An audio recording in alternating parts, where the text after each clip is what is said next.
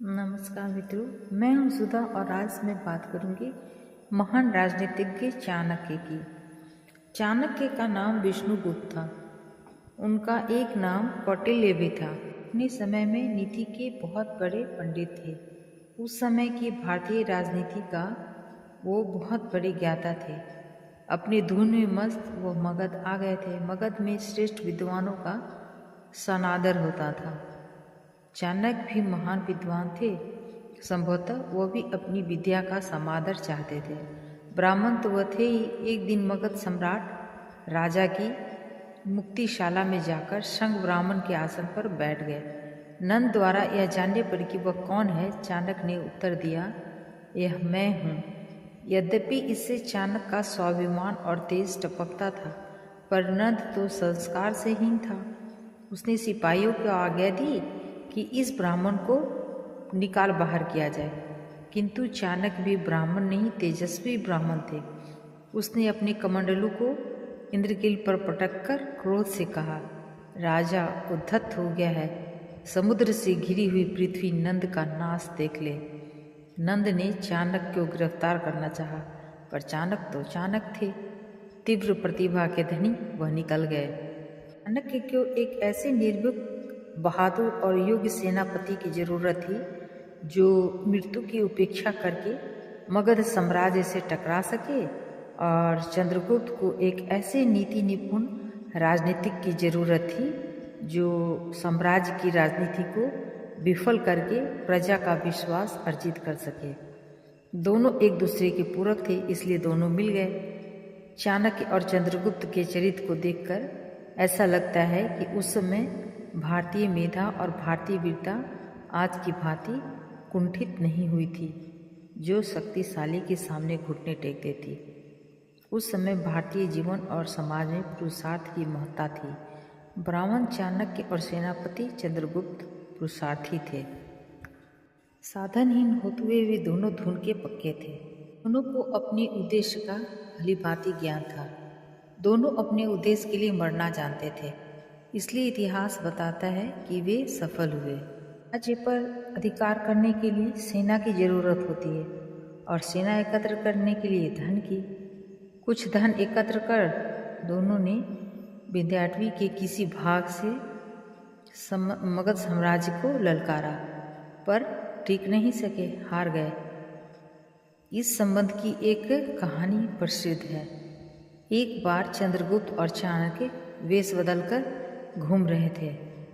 वे एक गांव में एक वृद्धा के घर टिके थे। वृद्धा अपने लड़के को रोटी बनाकर खिला रही थी।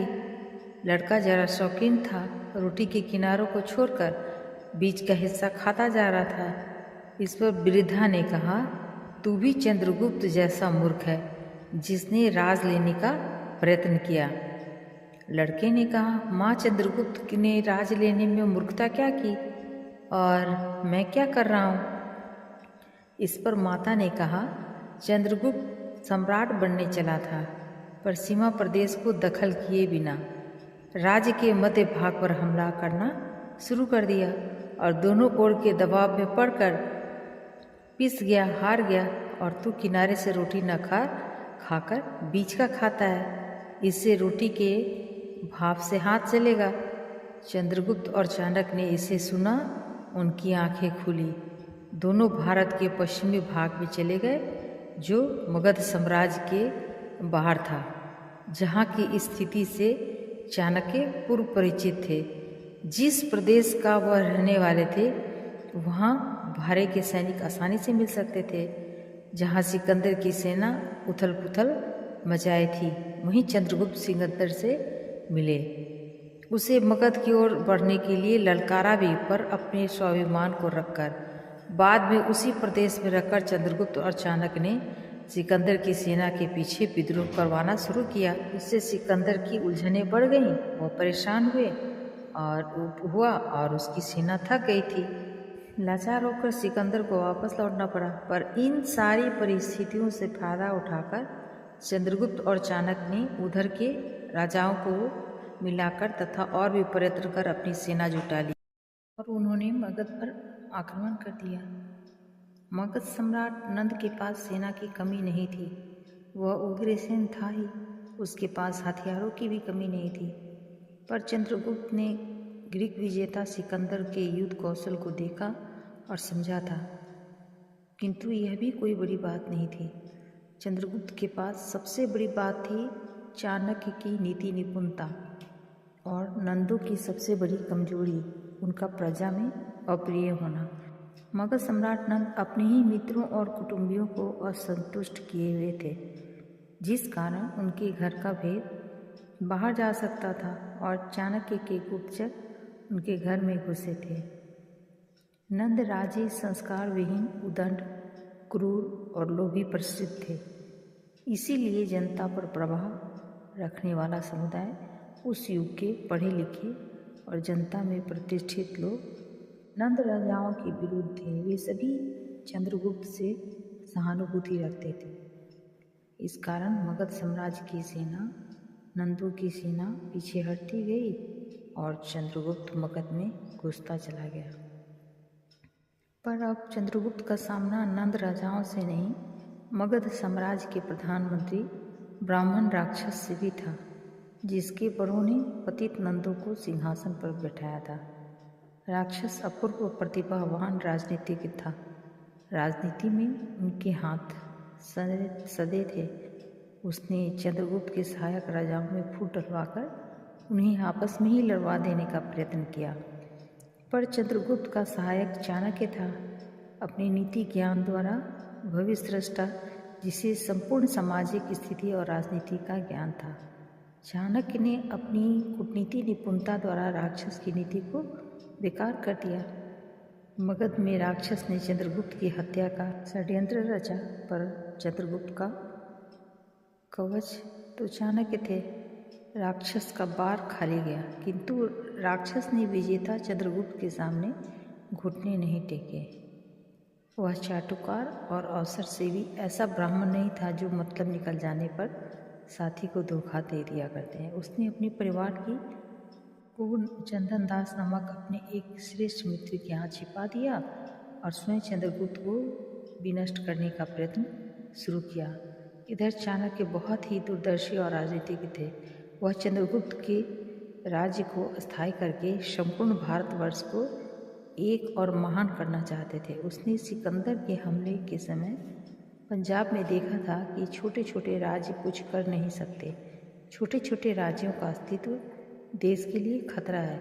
इसलिए वह राक्षस को मिलाकर मगध की आंतरिक राजनीति की ओर से निश्चित होकर संपूर्ण भारत को एक करना चाहते थे। इसलिए उसने अपने गुप्तचरों द्वारा यह खबर फैला दी कि चूंकि चंदनदास राक्षस का पता नहीं बता रहा है, इसीलिए उसको सूली की सजा दी जाएगी।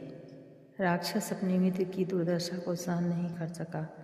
मुद्रा राक्षस के अनुसार राक्षस ने चंद्रगुप्त को आत्मसमर्पण कर दिया और चाणक्य ने प्रकट होकर उसे मिला लिया। पर मुद्रा राक्षस नाटक की यह घटना कहाँ तक सच है यह नहीं कहा जा सकता, क्योंकि चंद्रगुप्त के मंत्रियों में किसी राक्षस का पता नहीं चलता। किंतु इससे इतना संकेत मिलता है कि जिस ब्राह्मण राजनीति ने व्रत्य क्षत्रिय राज्य के विरुद्ध शूद्र राज्य की स्थापना की थी, उसने राजनीतिज्ञ चाणक्य के ब्राह्मण क्षत्रिय साझे की राजनीति को समझा और स्वीकार कर लिया। यद्यपि ज़्यादा देर तक यह राजनीति नहीं टिक सकी। चंद्रगुप्त मौर्य ने 321 ईस्वी पूर्व में नंदों को समूल नाश कर मगध के सिंहासन पर अधिकार किया।